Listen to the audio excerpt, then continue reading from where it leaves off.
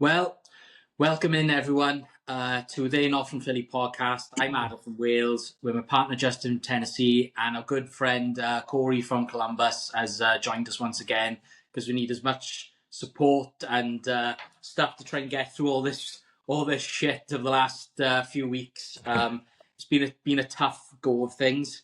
You know, after the loss to the Cowboys the other week, where we gave up the 21-point lead, and I thought, right, okay, the Chiefs are gonna, get one over the Cowboys for us. Do us a favor for Thanksgiving now, get us, feeling more confident going into Black Friday. And the Cowboys, they played a good game. They beat the Chiefs. George Pickens is just like, oh God, he's just getting better and better. He's getting into his thing now, and Dak is, Dak still makes his mistakes, but he doesn't seem to, falter when he, as he usually does from them. So the Cowboys are on a roll, which is not good. And of course, we lose yesterday, Black Friday, and Chicago Bears just absolutely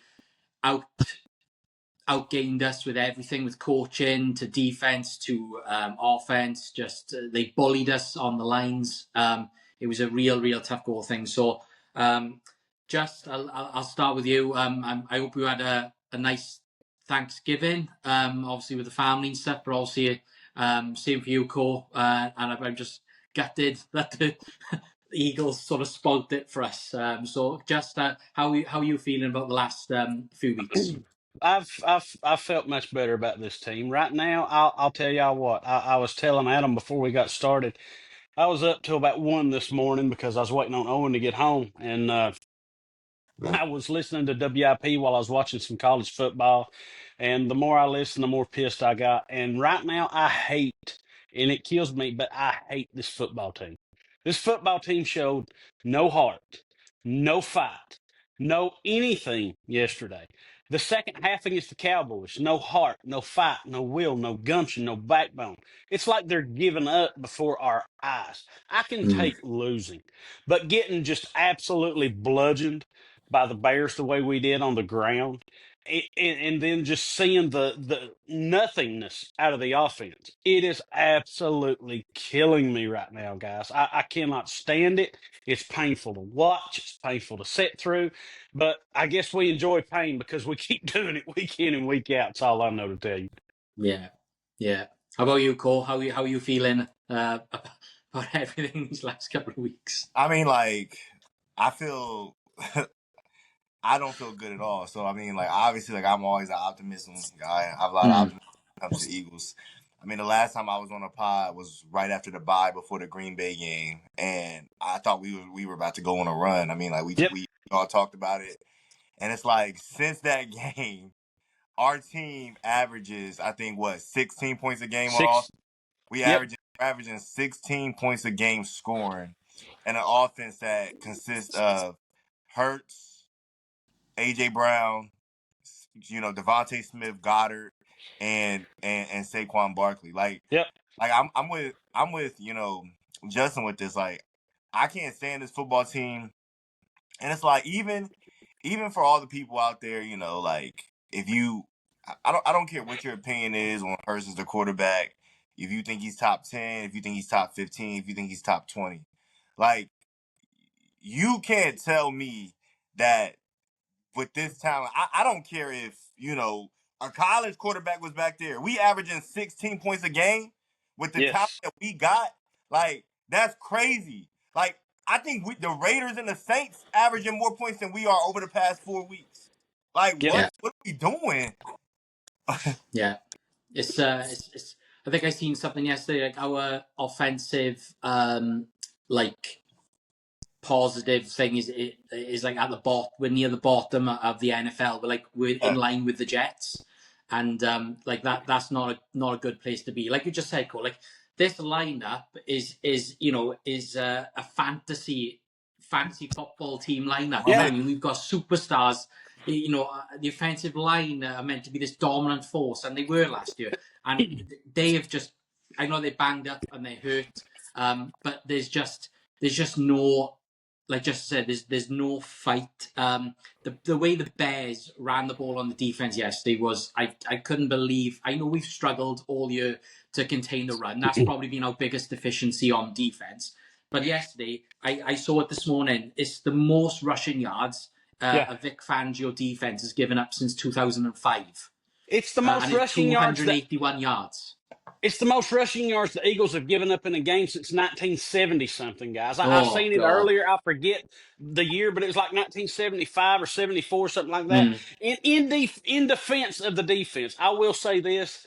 It's tough to maintain what they did against Detroit and Green Bay when they're out there so many plays that they've been out there Yeah. because the offense Yeah. has so many damn 3-and-outs. Yeah. I'll be honest with the defense though. Like, as much as they was running the ball, halfway through the third quarter, it was still 10-3. So it's like Yes. your Yeah. defense is I know. Yes. giving Yeah. up points. Like your defense, like so. My thing with the defense is like I know people get mad. Like I think like Eagle fans especially like with one thing that people like to do is like they did it versus Dallas last week. Like the defense will hold the team to 0 or hold the team to 15, and then the offense will score 10. And then Yep. the defense will start to give up points, and then fans will start to get mad at the defense. And I'm like, dog, these guys get paid too. Like they're holding them to 10, 15 points for 3 quarters, and we scoring Yep. 10 points. Like Yeah. I can't get mad. Like yesterday, obviously running the football, you can't let a team run for over 200 yards. Like I get all that, but Mm. yards don't lose you the game. Points lose you the game. Yeah. And it's like Yeah. Jalen Hunt handed us a touchdown, I was and just we about to threw the say, ball yeah. back. Yep. It's like this team right now is in their head so bad to where it's like when you watch them play, and like you guys know, I don't gotta keep saying this. I'm a big Hurst fan, but like Hurst looked lifeless on there. Like they went every time that they went to him on the sideline with the camera, like he was just sitting there. Like it's like he didn't even know what to do. And one thing about the Eagles organization, and I'm not going to put this on Nick Sirianni. I'm not going to put this on, like, this is the 3rd time that we've went, well, I'll say 4th time, all the way back to Andy Reid, if you want to go that far, that we have went to the Super Bowl. And I know it's hard to get to the Super Bowl and Super Bowl curse. I get all that. But the following year has been lackluster years. Like, Yeah. Chiefs, I know that's like an anomaly. They make the playoffs every year looking well. Like even the Bills, right? The Bills lose football games, but they don't lose. Like when we lose, we look like we the worst team in the league. Like we don't Oh, I know. It's like so embarrassing. even the Chiefs on Thursday. I would have took that. At least I could say, well, we scored 29 points. You know, Yeah. we don't even. It's like we out there practicing. Yeah. Yeah. It Yeah. it really, like, going back to the first quarter against Dallas, man. When we got out to that 21-0 lead, I was like, we're back. This team's feeling it. They're getting their shit together. Mm. And it was like they fell off a damn cliff after that. Patullo has no rhythm, no rhyme, no reason to call in plays. Just like yesterday, did Bigsby get a single carry? No. Shipley didn't even get a carry. Hell, we've been calling more people, Cory, other people, even Icrease been saying, hey, take 5, 6 carries away from Saquon a game and give them to Bigsby just to keep things fresh and keep I mean, the Saquon Bears, fresh. the He Bears didn't had get 2 a running damn backs go for 100 thing. yards. Yes, and the Bears are one of the worst rushing defenses in the league. We were running the ball and then they went away from it. I know they had It's linebackers injured yesterday. TJ Edwards was yes. out, and it's just every week there seems to be like we're given this little small advantage over the other team, whether they've got a certain player out, an injury, or what have you, and we never take advantage of that position. We never go after the backup cornerbacks. We never go after the backup linebackers. We just 100%. That's a great point, Adam. yeah, Never. we just stick to the same. We stick to the same plan every week, and they will not veer off it. It's. I just don't know. I don't know why they are stuck in this mindset of that. Like I heard you say, Cole, on WP, when we have players injured, when we have players out, other teams take advantage of us, and it shows. They go Yes. after Adoree Jackson. They go after Sidney Brown. They Right. go Fred after Johnson. they go after Fred Johnson, and it's just like, if they can do it, I don't get how fans like us, we're not professionals, coordinators. We just go and by our common sense on what we see on the TV. And Exactly. if we can all see it, I've only been a fan of American football for like nearly 10 years. And if I can see it, then everyone else in America and people who've grown up with football all their lives, you know what I mean, can see it. But the Eagles can't see it. And it's mind baffling. It does not make sense. I watch this team, man, and you see so much potential. You see what happened last year in the NFC Championship and the Super Bowl. You're like, what happened? Where did it all go wrong? And for Mm. me, I hate to keep harping on the daggone offensive coordinator, but why? Why was it just Patullo and that's it? Why did we not interview anybody else? Why did we not talk to him? It was Patullo's job. It And was handed to him, and it is so frustrating, man. and somebody else that like something else that like a point that like I really don't like that people always bring up is like I get it. Jalen Hurts is like he's the quarterback, and like I said, I know he misses throws, and I get all that. Like I said, I'm this. I think he played terrible yesterday. I'm not here to take up for him, Yeah, but something I don't like is that like we always say like we'll hear all these analysts come on the radio like the Mike Mayocks and the Baldies, and they'll say, well, uh, Nick Sirianni and Kevin Patullo, they were with Andrew Luck and they were with Phillip Rivers, and they're out there and they're running this kind of offense, and well, Oh, listen. yeah. Nick Sirianni or Kevin Patullo never ever once called a play until they got here. So Mm. that's like saying, you know what I'm saying? If whatever, Justin does for a living or whatever Adam you do for a living, that's like me saying if I'm with you every day, I can do your job because I'm around you. No, that's not how it works. Like Yeah. you still gotta have the practice and the experience to do yep. that. Like that argument frustrates me. Like I'm not saying that Hurts is not limited as a quarterback. If you feel that way, fine. But what I'm saying is we're not trying anything else either. So what this doing clearly is not working. So That if try something else. what Corey's saying also is another great point. They're talking about what they did when they had Andrew Luck, what they do when they had Phillip Rivers. Those guys are totally different quarterbacks than what Jalen Hurts is. You have Right, to coach around your quarterback talents. Phillip right. Rivers was a pure drop back passer. Andrew Luck was he had mobility. He would run around and stuff, but he was a drop back But passer. yeah. Three steps and it's out. Whatever. That's not Jalen Hurts' game. You have to coach around the talents that your quarterback has. And Yeah. these guys keep comparing. Oh, look at what they did when they had Andrew Luck and Phillip Rivers and so on. Kiss my ass. Jalen Hurts ain't that type of quarterback, man. Right. I mean, This is you're talking out of your ass when you say shit like that. yeah.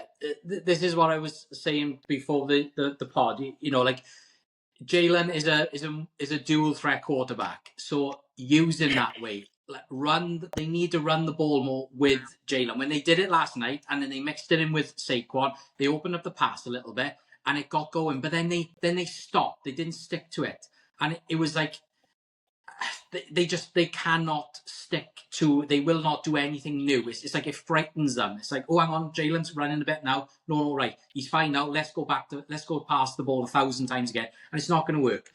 And the thing with Kevin Patullo, as I said when Angelo was on with us before, I said what doesn't make sense to me is that Kevin Patullo has been in the NFL in different various positions for so many years now, and he's been in the Eagles organization from the beginning with Nick Sirianni, and he's gone through Shane Steichen, Brian Johnson, Kellen Moore, and now himself. And you cannot tell me there's no way within that amount of time now he's got to the position of offensive coordinator that he has not been able to mix all that together and put a good offensive game plan together. But yet we see the same routes being ran every week. We see the Exactly. same pass tree every week. It does not make sense Yeah, how he yeah, could be in it for so 100%. that long and just come up with nothing. Nothing. Yep. And 100%, and nobody brings that up enough, right? So Mm. when Nick Sirianni got hired from Indianapolis, Kevin Patullo came over here on the private jet with him that same day when he did the press conference, right? So if that's your right hand man and he's so great, why did you make him the OC then? Why did you go get Steichen? And then Yeah.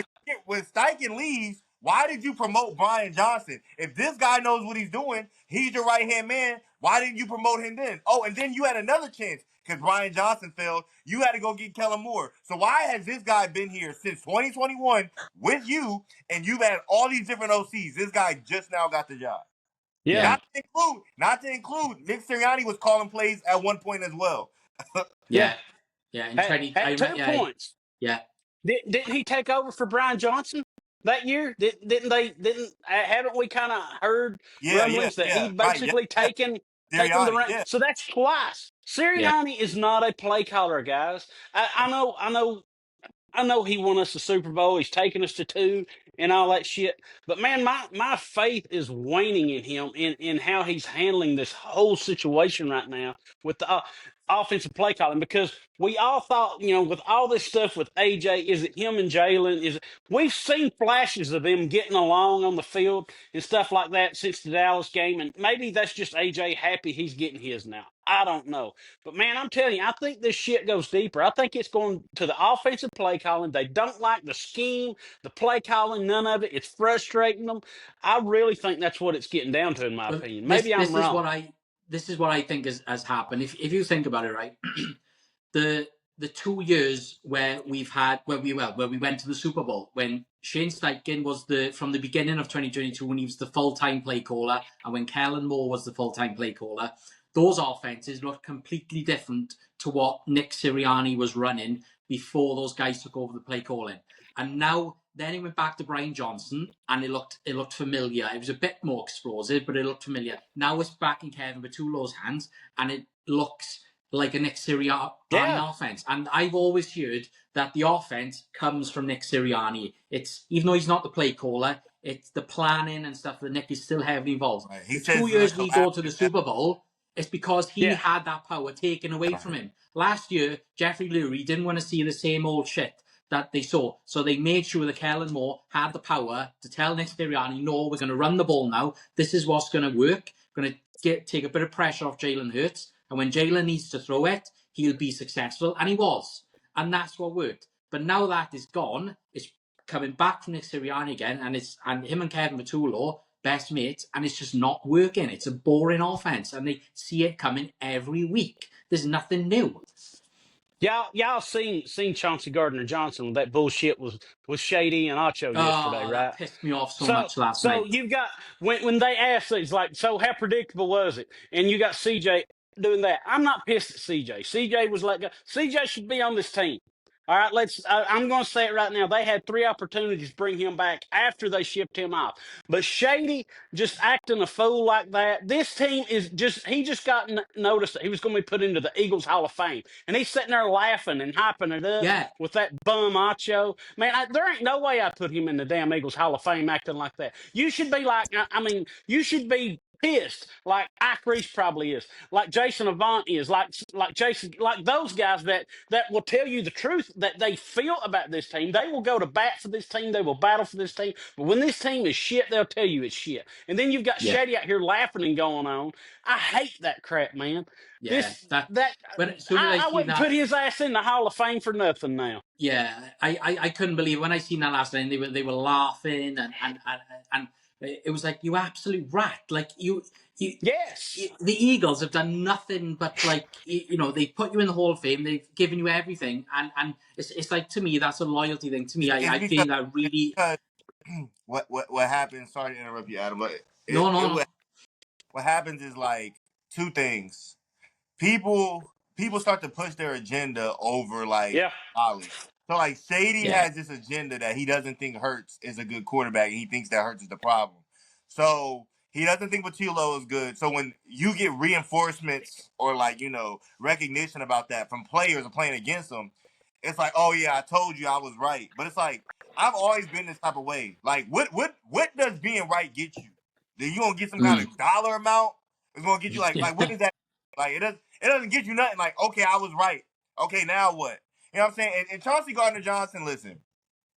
If Chauncey Gardner-Johnson, I like Chauncey. I like his attitude. If he was on this team, they would have still gave up how many yards? 283. They would have gave up 283 yards rushing yesterday with him on this team. Chauncey Gardner-Johnson and I get it. He wants to be in Philadelphia, but he reminds me of, when you have an ex-girlfriend and then you get Yeah. married and then they're like, oh, that marriage is not gonna last. This is gonna happen. Like, dude, like, why do you care? Like, Yeah. Yeah. you You're just right. beat the Eagles. You're 8-3. You're the 2 seed. You have a chance to be the 1 seed. Like, Rams could lose, and you worrying about the Eagles. Oh, the Eagles. That's I told you he's walking a lot. I told y'all the Eagles was gonna fold. Like, okay, bro, you've been on 5 teams since you left us. that's something else. That's something else that really pisses me off with Like, this team. We had the 1 seed. Now we're the 3. Now we're right. the Yeah. 3 seed, and who knows if we're even going to be that? Yeah. The Well, think Cowboys about are it. only 2 games back. We were sitting here a few weeks ago with Drew, and he asked us all, and what would we with Green Bay and the Lions? Would we rather go 1-1, Yeah. 2-0? And it was like, yeah, well, 2-0, and we went 2-0, and looking at down the stretch of the schedule, then it's like we've in such a good opportunity now to more or less lock down, that momentum of getting the number 1 seed or stay in the 1 seed for the NFC, and we've completely dropped the ball now, and you've got the Cowboys getting hot, so. First of all, he was like, okay, we've dropped down to the 2 seed, but we're still going to win the NFC East. We're still in the good. The Cowboys, Washington are banged up and hurt. The Giants are already out of it. But now we're only 2 games up on the Cowboys. They're getting a little bit hot. We've got to rely on the Cowboys being the same old Cowboys and So I making their will say, blunders down the stretch.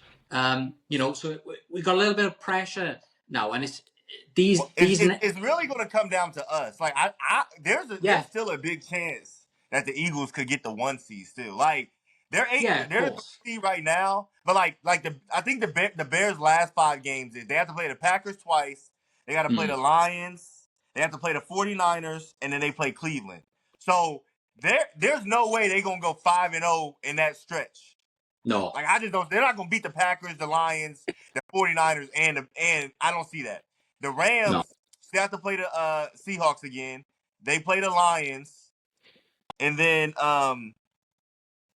hold on, sorry, I lost it. But I know they got to play the Seahawks again. They got to play the Lions. The problem is I can't guarantee we're gonna win our games. So No. like, No, I know. No, There was, but the thing about it is, even if let's say we some miraculous miracle we win out, which we know it ain't happening, but we win out, and the Rams lose one more. Don't the Rams still have the tiebreaker against us?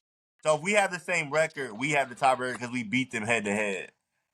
Okay, that's right. Yeah, we beat them So earlier in the that's the season with good the thing block about the field Eagles. goal. Like, Gotcha. they beat every team in the playoffs except the Bears. So they have a win over the Bucks. They have a win over the yeah, Lions, the Packers. They have a win Packers, over yeah, all those teams except for the The yeah, Seahawks. Lions are actually out of the playoffs right Right, now. right. Yep, they yeah. are. I think the 7th seed right now is the 49ers, and then the 6th seed is the Packers, and the 5 seed is the Seahawks. And Is then the Seahawks game in Seattle for who?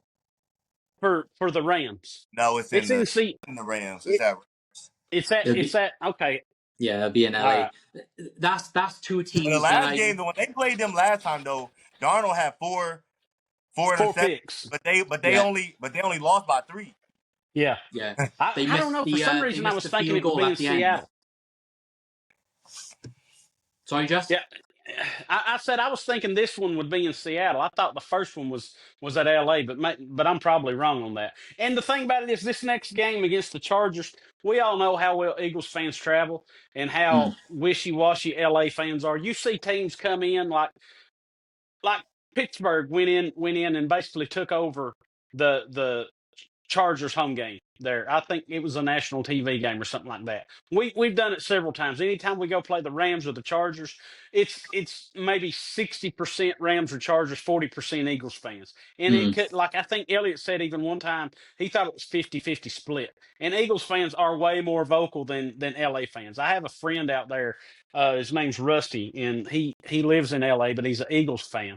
And he and his wife, man, they've been to a couple of Rams games, and they said it's crazy the amount of Eagle fans, and Rams fans are just kind of like the wine and cheese crowd. They're not vocal, they're not loud. He said mm. it could be 70% Rams, 30% Eagles fans, and we would still like overpower them Yeah, with how rowdy we get and everything. But yeah, we're not winning out. We're going to lose one to two more games, in my opinion. Now this yeah. offense is stuck in the freaking mud and running all these stupid curl routes and all this shit. You're not running any crossers, anything, any drag stuff like that. It's killing me, man, with the lack of motion.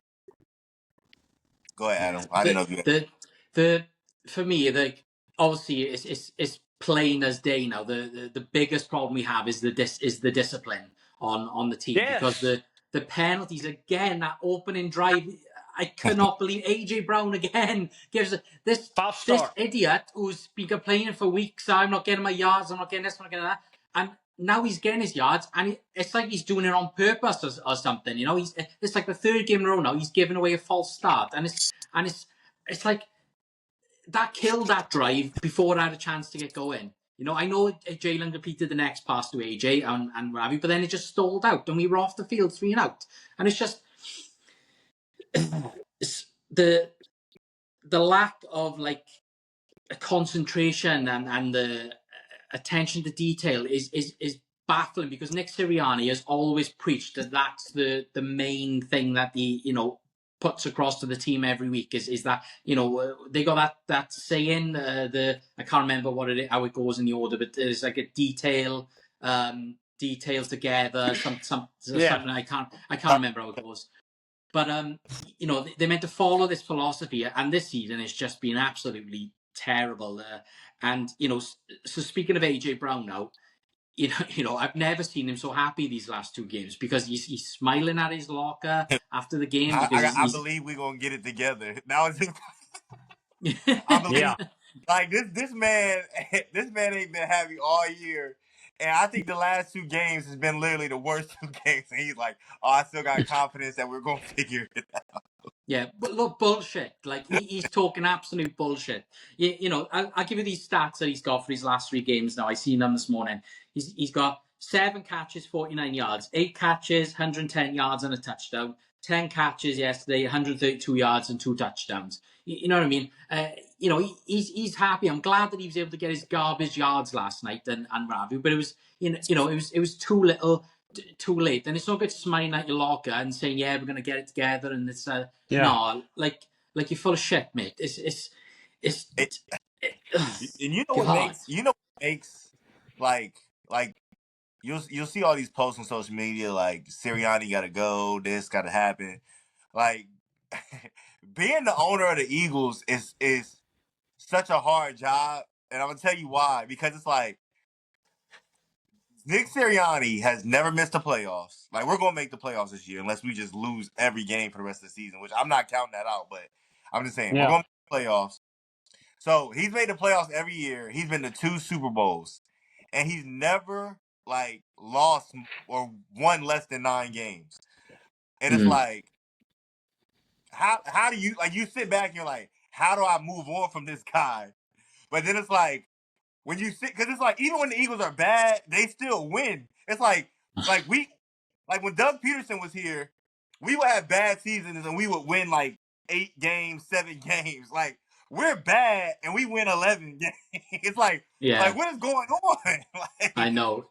It's insane. So like let me ask the both of you, you know, because obviously because of the struggle that has been all year, and all you hear now, and I am getting sick of hearing about it, but you can't help but think it, and I don't want to think it too much, but is 2023 about to happen? Like we're in the sort of early stages of the things coming out from the locker room, the miscommunication, the offense is just struggling. And is the collapse incoming? Is it about to happen? You know, we're a bit earlier than it was in the 23 season, but is this the 2023 season all over again? What do you guys think?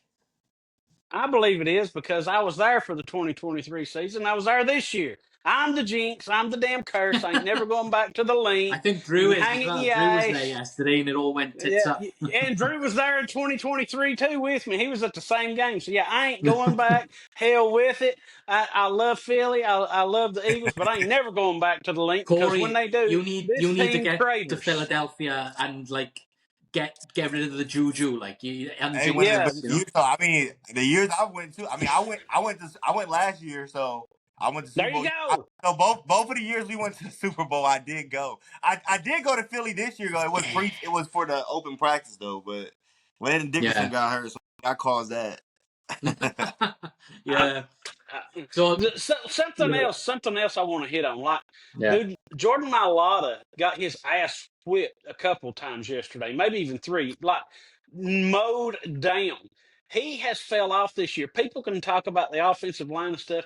He was an All-Pro and all that stuff last year. So this is my thinking. Somebody, I don't know, I may have heard it on the afternoon show somewhere. One of the hosts or callers. We all talked all offseason about Saquon. Can he bounce back from getting so many touches? All this, that, and the other. Look at this offensive line, man. The touches that, not the touches, but the snaps that they get and all the running they done last year. So you know that had to have taken a toll on their bodies all last Hmm. year throughout the playoffs, super everything, that whole run. I mean, that's got to be a part of it too. But my God, man, seeing Mailata play this bad, and we know Dickerson's been injured, Jurgens is injured. They're both coming from off-season surgery and everything. Lane's out right now, but I think the biggest miss in the offseason was not signing Mekhi Becton. Yeah. What'd he get, Corey? 2 years for $10 million or something Something like like that, man. I mean, I know how he was trying to redo things, and they've had Steen in their back pocket for a while, but Steen is not the mass of humanity that Mekhi Becton is. I think Steen's like 6'4", maybe something like that. Man, Yeah. Becton was a tackle, He 6'8", gives away 340, penalties as well. whatever. He's another one. Yes. And something else that I noticed yesterday, actually, I'm sorry, I take that back. I didn't notice, somebody put it out on Twitter, but the tush push to where they stripped the ball away from Jalen. It's like they changed. Last year, when they done the tush push, you had Goddard and Saquon on each side, and they would kind of get behind him, and it protected Jalen. So they changed Hmm. something up. There was nobody on that side where the guy came in and stripped that like ball. Sirianni is listening to the outside noise, and that's when you listen to the outside noise, you listen to the fan. You might as well be sitting with him. Like he's Yeah. listening. I don't know if Mr. Laurie is saying, hey, there's a lot of talk about the tush push. Like, I don't know what it is, but it's like the tush push has not been good this year. And Nope. everyone is it Cam Jurgens. Like, Cam Jurgens, I'm not going to lie to you. Cam Jurgens might be the worst center in the NFL this year. Like, Yeah. he might be the worst center in the NFL this year. And it sucks because, like, we just paid him this offseason. So, it's not like we can be like, oh yeah, maybe we can move on from him, or like, nah, we just gotta pray he gets healthy and get back like to normal. Yeah. Yeah.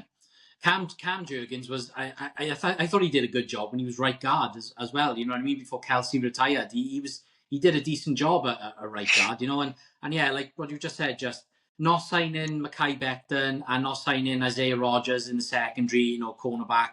They are going to be if the rest of the season goes the way it's looking like it could go, Howie is going to get some, he's going to get some backlash in the offseason for those two signings. They're brought up every week. You hear it on WIP, you hear it on another podcast of why didn't Howie sign these guys, because they took cheap contracts, outside of the Eagles. And I know Mekhi Becton's been hurt a bit this year for the Chargers, but that might not have happened if he'd stayed with the Eagles. You don't know. And like Tyler Steen is, like you said, he's just not that dominant force at the line. He's a smaller guy. He might be good at pass blocking, but when it comes to the run game, he doesn't have that presence over defenders. And the cornerback two position has just been under so much scrutiny this year because Adoree Jackson, he's been bad, and he's played a little bit better here and there in different spots, but he just doesn't have it. Keely Ringo is just, he's good on special teams, and that's it. Yeah, You can't that's it. we saw Cooper DeJean struggled last week when he had to go up against CD Lamb in that spot. You could tell that he's not ready to be an NFL outside cornerback. And Vic Fangio wants to keep him where he is in the slot. So you've got these other guys. You've got Jacory and Bennett that they brought in from the Raiders. You've got Michael Carter. They're not really using them either. You don't see them taking snaps or anything. So it's just they're taking advantage of our weak positions, and we are not returning the favour. And it's just so frustrating to see every week now what's happening. It's just Something else, Jihad Campbell didn't even get a snap yesterday, guys. I know N'Kobe's came back with a vengeance and a fire, and he's been playing his ass off, and the defense has kind of hung their hat on him and his leadership. But our first round pick, who was playing pretty damn good before N'Kobe came back, I Yeah. know he had some rookie mistakes here and there, but he was pretty damn good. He didn't get a snap yesterday, and that goes back to like something else Cory was saying, like. I don't know that Jihad could have stepped up and stopped him from getting 283 yards. But man, I mean, when he played so well at the beginning of the year, he got nothing yesterday. You're 100% right, and like I don't want to obviously write the eulogy yet because I mean we still have 5 games left. Anything can happen, but it's just like we're to a point right now where, like I think what makes a great coach is like somebody like Andy Reid and Bill Belichick is because they're able to have the same message, but they're able to hold everybody accountable the same Yeah. for a long period of time. And I think with like Nick Sirianni or even a coach like Doug Peterson, Nick Sirianni doesn't really have like an offense to hang his head on. Like he's not Sean McVay. He doesn't have Kyle Shanahan's offense. So what he hangs his head on is like his camaraderie and like getting people to buy into what he teaches. Like oh, pick your brother up, work, like his messaging is like tough detailed together or whatever. But Yes. when you have the same core guys for 4, 5, 6 years, that message can sometimes run stale. Yep. So like I said, I don't want to just give talent away, but like maybe this is an off season where like they have to like start shaking stuff up if they're gonna keep Sirianni here. Because like I said, you running back with these same guys and you got the same problem next year. What, you gonna fire Sirianni mid-season? Well, then you could have just got rid of him and all. You know what I mean? Like it's like we're to a point now where like we're week 14. The team is the team. Like they're not going to just all of a sudden become like the greatest show on turf. Nope. So it's like this offense is going to be what it is. Hopefully you can, average 24, 25 points like how they were earlier in the year. Yeah. But this team is so, because what's crazy is that these playoff teams, we've seen them all. So they're going to see, this is not going to be the first time now. So all these guys going to know what we're going to run because they already done seen us. All they're going to do, man, like Cory said, these playoff teams done seen us, and we've played all these teams. I think who's left in the schedule? The Chargers and the Bills. That's Yeah. probably The going to make the Chargers, playoffs. the Raiders, Washington, Yeah. Bills, and Washington. Yeah. So the Chargers and the Bills are, and the Bills aren't they on the outside looking in kind of right now in the final wild card spot? So Yeah. I mean, they're because the Patriots are probably gonna win the division. yeah, Patriots going to win the division. Broncos have kind of run away with the West, but anyway, yeah, they've all seen us. So the only thing we can do, now I know it don't matter with the Chargers and the Bills unless we get to the Super Bowl, but like with all these teams from the NFC that we could possibly see in the playoffs, the only thing we can do against them that we ain't done is turn Jalen loose, man. Let him run the damn mile more. Yeah. Hell with it. That's That's what opened up the run game last year was the threat of they didn't know if Jalen was going to run, hold it, or Saquon was going to get it. You've got to get him more running on the edge and shit like that. Just like when they put Saquon, when they put him in motion and go 5 wide. Hell, man, last week my damn 19-year-old son said, "Here comes run right up the middle against the Cowboys." What happened? That's what he done, man. How many times have we seen that this year? Not a lot. It ain't been a lot, man. That's all we've got But left. crazy is that when Jalen get those design QB runs, they usually pick up yards. Yes. Yeah, I know. Every time. It's all we've got left to offer in the playoffs. It's the only thing that we can use against these teams now, where we can cause a little bit of confusion because, like you said, both of you said, you don't know if we're going to hand the ball off to Saquon, if Jalen's going to keep it, and it seems the only time as well the offensive line assert their dominance a little bit is when Jalen has these quarterback runs. They seem to push guys out the way to create the hole and whatever. And I thought last night, when it was time for the 2-point conversion, I thought the way that the offensive line was splitting them originally, I thought Jalen was going to run it because I think he had like a 2-second gap where he could have, ran forward, and I thought that was going to be a design quarterback run. I thought that's how it looked when they broke the lines. But it wasn't, and he tried to get to Saquon, and Saquon slips and falls. That's all he's doing at the moment. In the passing, there was a pass in the beginning of the game. Jalen went to throw to Saquon. Saquon had his back. He didn't have his head turned, and he didn't look to see where the ball was coming. It's like, what? It's because Saquon is starting to press. That's his problem. Like he's not having the season that he had last year, not even remotely close. And he's starting to like Saquon. Like, let's be fair. Saquon was a New York Giant, so there was never really pressure to win games. Like Yeah. the Giants was bad pretty much his entire tenure.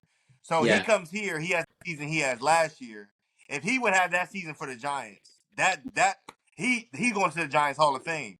In Philadelphia, they don't care about that. We don't care about that. So this is a new season. You not playing well, we gonna hold you accountable. And that's something Yep. that I'm not gonna say he's not used to, but he's not used to that kind of pressure. So now he's starting to press, like he's dropping balls, he's trying to make plays before the plays are there, he's missing holes because he wants to make a play so bad. Yeah. Well, I another like. thing, I don't go ahead. No, go on, Just. No, go on. Well, didn't Corey? It may have been you. It may have been somebody else. Were we talking about him slipping and falling all the time? Didn't he sign a new shoe deal? I don't Yeah, know. Was that I you don't that know. said that, Corey? yeah. So I He's mean, hell far, man. He's falling like 2 or 3 times a game when he goes to make a cut or Yeah. something like that. What the hell, man? Try your old cleats. I don't give a shit what kind of shoe deal you sign. I know they do seem to slip and slide a lot. Like the Eagles are He's never ready falling. for these different types of turfs and fields. They always have the wrong cleats on, and it's like they've cursed themselves since the Super Bowl. Jason Kelsey talked about it, man, on the morning show. He had a pair of cleats and Nike quit making them, so he took his shoes to a cobbler to get these shoes fixed and repaired because they were like his old faithful. And Rhea Hughes even knew the guy because she goes to the Oh wow. same shoe cobbler in Yeah. the city, and they're like, yeah, shout out to whatever the guy's name is, but yeah. If you have a cleat that works, Jason Kelsey said he would put his on and be out there like 2 hours before the game trying to figure out what shoe to wear. And he said 90% of the time he went back to that other shoe. And he Yeah. said that somebody was discussing that on the morning show and brought that up. And he's like, yeah, that's what I would do, man. He said, me being a center, I've got to push. I've got to be ready to attack and retreat and be ready to anchor. And you can't be losing your footing. And he said he had one pair of cleats that he knows he took to that cobbler like 4 times to be repaired and fixed. right. Yep. Yeah, Yep. I know it. Yeah, so like going back to what you were saying just now, Cole, about like Nick Sirianni. Like I was watching I watched Go Birds last night after the game finished with James and Elliott, and then I sort of like I flip over then to the Seth Joyner show on YouTube, and he does with Derek Gunn and what's the other guy's name, Mark something, and he was saying that like Nick Sirianni's got to start like taking a tougher line with these guys in the locker room. You can't keep. I know he likes a certain way of coaching, but he's got to hold their feet to the fire more, because he said things are coming out. You've got AJ Brown bitching and moaning on Twitter, and it's just there's no accountability for any of that. They just say, "Oh yeah, it's disappointing to hear him." But something needs to change. Like the philosophy needs to change. They got to take a harder line with these guys. So the thing with like Seth, what Seth has to realize is like I like Seth Joyner a lot, but like this isn't 1980, this ain't 1990. Like these dudes make more money than the coach. So you put Sirianni in, like that's another problem. Like Sirianni's not Andy Reid, Sirianni's not Bill Belichick. So like he doesn't have that kind of like power. Clout. Yeah, he doesn't have that kind of like clout, and it's like I'll be honest, like I apologize. I said for weeks I thought AJ Brown lost a step. Clearly we see AJ Brown still can play, but Yeah. AJ Brown also knows that there's a microscope on him now because he's been running his mouth. So like these past 2 games, we've seen like AJ Brown from a couple years ago. He's snagging footballs out the air. Like if he would have been playing like that all year, we might have not have got here. So it's like I just like this football team. Like you can't just change people's personalities. Like I get it. Everyone wants Jalen to be more vocal. Like that's just not who he is. So Nope. like he's not become that now at 28, 29 years old. So it's like we're at a point right now where it's like, I mean, I'm not smart enough to know. I don't know what these dudes are going to do. Like, they're not giving up play calling to Patullo. You know, they're going to keep running the same offense. They said they just got to keep working one block away. So we're at a point now where it's like, I'm with Justin. Like, we might be on the verge of 2023 all over again. Yeah. So something I want to bring up, I want to know your opinion on it, Cory. Like me and Justin were talking about before you came on, before we finish. Obviously, there's been a lot of talk about, maybe bringing in a sort of offensive advisor. So you've had these different names thrown out there, Doug Peterson, and obviously this Frank Reich as well. And just you've got some like confidence about Frank Reich. So do you think Frank Reich do you think that could be a positive effect, or do you think it could be negative in terms of because like Nick Sirianni has come from that Frank Reich sort of coaching tree? I mean, I would be. I mean, which way could it go? like Do you think? I honestly don't think that. Like, I know this is gonna sound crazy. Like, I don't think the Eagles' offense is like terrible. I know that sounds crazy to say. I think that like it's the timing of the calls of the plays and the execution. Like, I think it The is more rhythm. execution and the rhythm of the offense. Like Yep. prime example. Yesterday, Hurts has Devontae wide open. If he hits him, he walks into the end zone. But if you don't execute the play, he drops it, caught the ball behind him. Like, that's a stall drive. You run a tush push, you fumble. Like, you get, like you said, the fault. Like, I'm not saying the offense isn't bad, but I don't think it's as bad as like 16 points a game bad. I just think that like the rhythm and the calls aren't like great. Now, So I don't think, just real quick, I don't think Doug Peterson, I don't think if Nick Sirianni, like bringing Doug Peterson back, that's a slippery slope because if you're Nick Sirianni, right, that's a weird, I mean, you both got Super Bowls, but now it's like you're bringing in a guy who the Eagles moved on for you to help you do your job. So how does that make you look, Like, oh yeah, that could be 2023 disaster. This, like I told Adam before you came on, we had people on WIP last night saying, bring in Chip Kelly. Okay, he was the guy that Doug Peterson replaced. Then you got people saying, bring in Doug Peterson. Well, that's who Nick Sirianni replaced. And like Cory said, that ain't a slippery slope. That's downhill sledding right there to bring in the coach that brought you your first Super Bowl that you replaced. But Drew said this. I'm giving all credit to Drew. Frank Reich was hired as the Stanford head coach like 2 months before the season started because the Stanford head coach got into some kind of off the field issues and stuff like that. He done it as a favor to his former quarterback, Andrew Luck, who is the GM of the program at Stanford. That's the only reason Frank Reich is at Stanford. Stanford's season is over now. It is done. So if Frank Reich is the mentor that Nick Sirianni always said he was, and did Nick Sirianni and Kevin Patullo both not work under Frank Reich? Did they not? Right. Yep. So if they look at him as a mentor and father figure and a guy who lifted their coaching expertise and shit like that, why not say, hey Frank, why don't you come in just kind of like what was it, an advisor type role, kind of like Fangio did the year we lost the Super Bowl.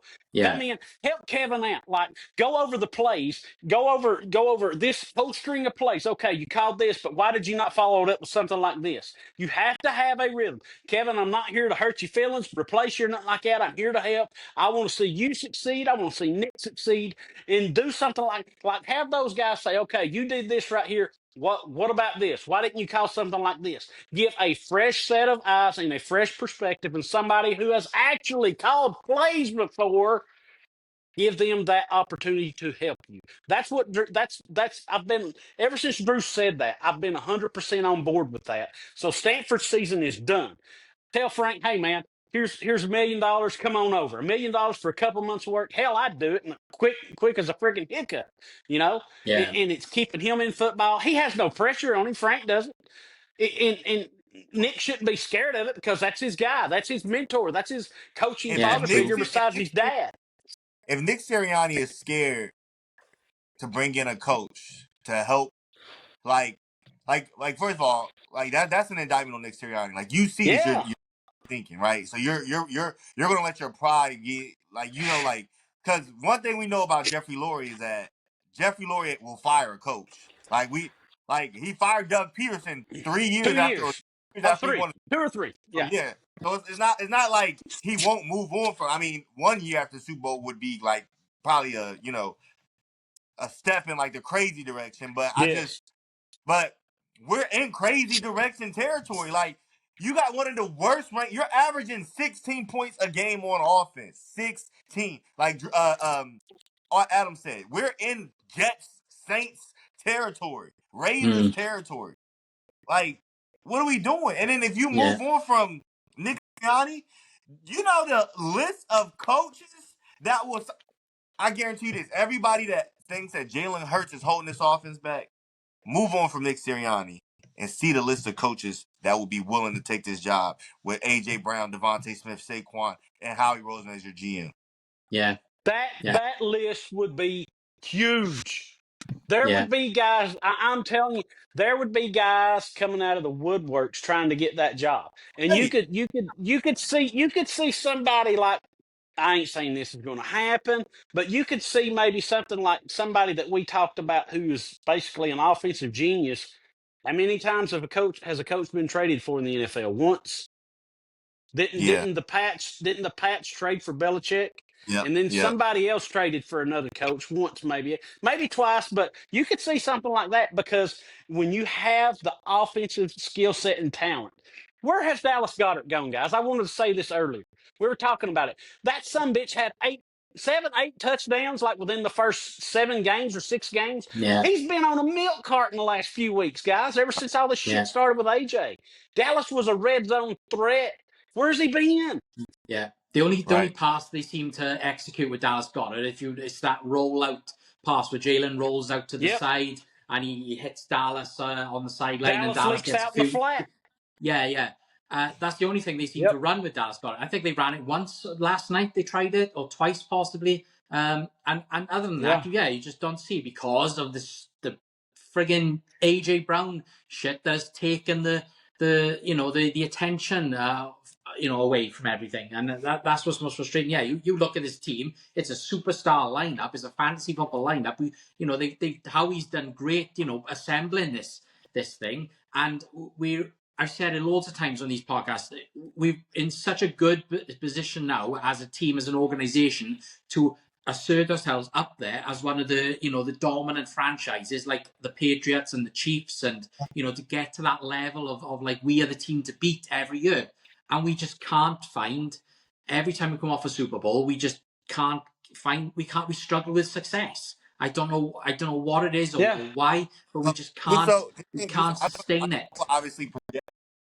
I know obviously projections don't really like you can't really project anything with this offense, but I just want to put this out there. So ESPN, they will project out the seasons that people have, like based off of like the numbers that they're having or whatever. So AJ Brown is projected after this entire blow up that he's had. He's had these last weeks. He's projected to finish the year based off the pace he's having with 1,005 yards and 10 touchdowns. That's crazy. And he started out. And he's had all the causes, the problems that he's had all season. That's what he's projected to finish the season with. Yeah, that's and look that's at how. insane. What are they projecting Devontae? Look at the start Devontae had. What's his projection now, Cory? Devontae is projected to finish with 1,136 yards and 5 touchdowns. Okay, well that's better than what I imagined then. But what I'm saying is, if just say that projection hits, you'll have 2 receivers get 1,000 yards, and AJ Brown was crying about not getting the football. Yeah, and you're averaging 16 points a game. Yeah, and what's crazy about this is that Hurts is probably having statistically his greatest season ever as a quarterback of the Eagles. But it's just the offense looks so bad that you can't even I think he's on pace to throw for 30 touchdowns and 2 interceptions. Yeah. Well, that was only his second. He threw his second yesterday. Yesterday. So it just goes, and I know they like to say, all Jalen cares for is protecting the ball, and he does. He wants to be that way, but he's just good at doing it. So if he's good at doing it, he's going to do it. Jalen's we've harped so many times. Jalen's main focus is to win the game, you know, and obviously he was bad yesterday. You know, he didn't have a good game. But you know, winning is what matters most. But like Cory said, the offense, there's so many other factors. There's so much lack of discipline, lack of game planning, and coaching, and it's tarnishing what Jalen could actually achieve this year. Like at the start of the season, he's had a real chance to win, you know, to be the MVP. And you know, I don't care about the MVP. I want to win another Super Bowl. Like the three of us do. We won a Super Bowl over MVP, 100%. But it's the first real time you actually had like the likes of Dan Orlovsky and all these other idiots pundits actually being like, yeah, Jalen Hurts could be the MVP. You know, as we before, they were a bit, you know, doubtful about it.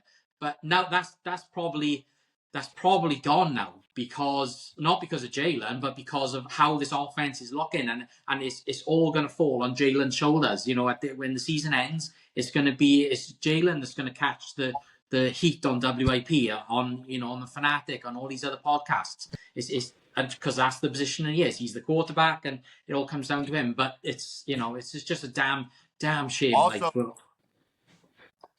Also, I know he's a two-time champion and, you know, a legend in Philadelphia.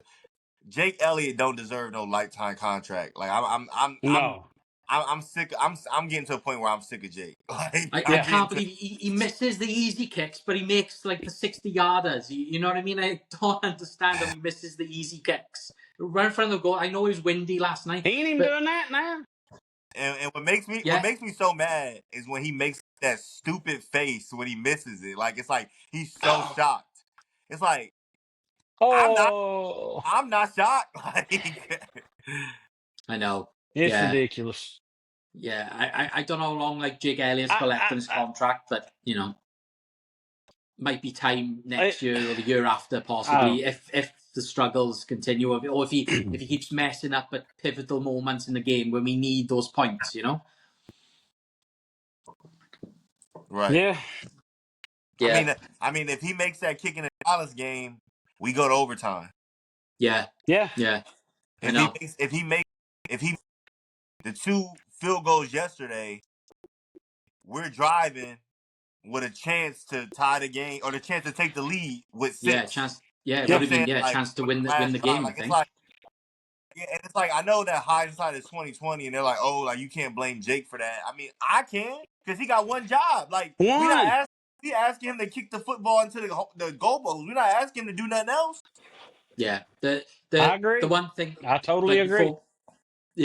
Like the one thing before we end though, no matter how the season plays out, and if it doesn't, you know, end the way we all want it to end, I don't think that they can't really put the blame all on. I spoke about Jalen just now. They can't really put all the blame on Jalen this year, because it's the whole, you know, they are losing as a team. You know what I mean? Like yesterday, the defense gave up all them run yards. You know, Jake Elliott missed the kicks. You had the lack of discipline on the lines. You had AJ Brown giving away penalties. You know, Jalen missed throws and miscommunication. So it's like it's a whole team factor. So I don't want to hear at the end of the year. You know, I'm even starting to see it now. You're seeing people coming out going, let's bring Tanner McKee in, and then Tanner McKee is gonna, you know, show what Jalen is. It's like, no, I can guarantee you they will design the same shit for Tanner McKee that they're designing for Jalen. And maybe they won't. I don't know, but I'm shocked if they don't. I don't trust Kevin Petullo to draw a better game plan for Tanner McKee.